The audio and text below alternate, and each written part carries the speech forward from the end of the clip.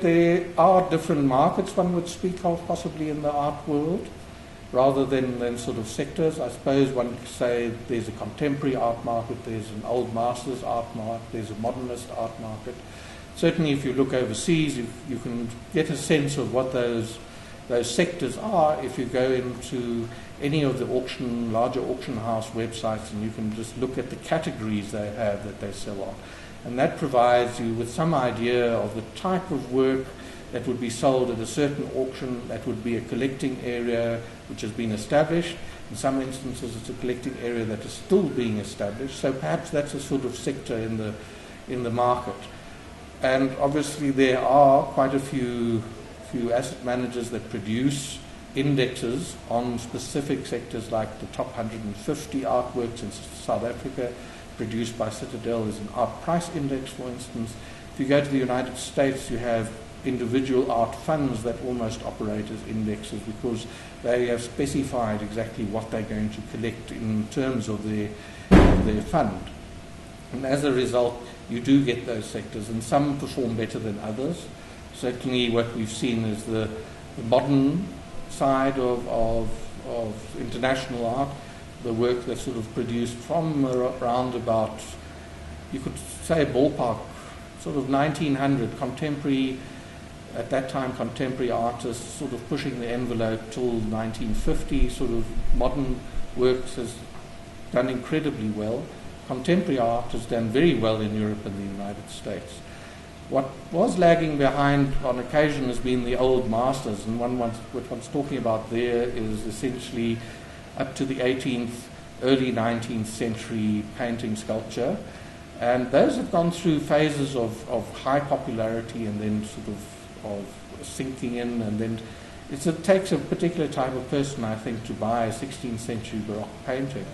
It's also high risk, there's a lot of attribution issues in that area, but once you've acquired a really remarkable piece and it's established, its authenticity established, you probably have a pretty good investment over time.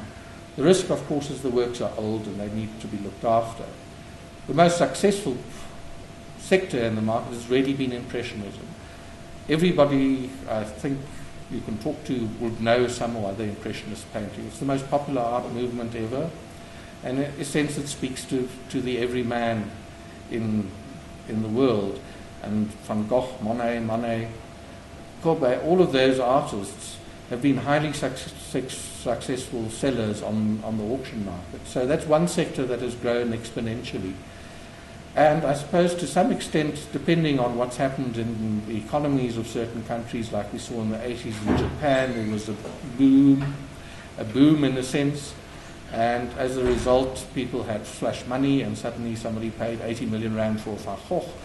But we're about, 25, 30 years later on, those prices seem to have been sustained to a degree, and the liveliness of that art market doesn't seem to have stopped at all. The contemporary market is perhaps a bit of a roller coaster ride because there are quite a few players and their ambitions and egos playing in that game. So very often what you see on auction record prices isn't necessarily the value of the work. And this is where one's got to be careful that you don't get carried away with what one could say selective information. The media very often is quite happy and prepared to publish spectacular results or spectacular failures in terms of the art market, and very often they leave out the important bits of what happens in between. So if you have an Irma Stern that sells for 30 million rand, it doesn't mean that every Irma Stern is that valuable, because essentially at the same time that you had that thing selling for 30 million, you had 10 or 12 Irma Sterns that didn't even get a bid on the auction. So the failed sales are not recorded. And effectively, one has to take that into account when one looks at an art price index, that the art price index is actually an index of success in the art market. So it's all about successful sales. It doesn't include private sales or through art galleries. So it's only a little snapshot of what's happening. But despite that, I think it does give one an idea of the interest, the amount of money that people are prepared to pay.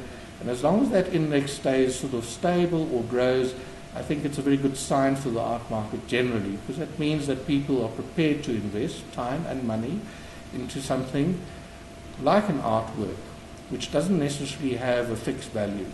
And I think that index gives a good indication of perhaps the optimism or the confidence level that people have in the art market. And in South Africa, that index has been reflecting the European one as well. It's been going up dramatically from the 1990s, fell off a little bit in 2008, and essentially sort of slowly creeping up all the time, or going just sideways a little, but essentially it hasn't seen a major downturn at all.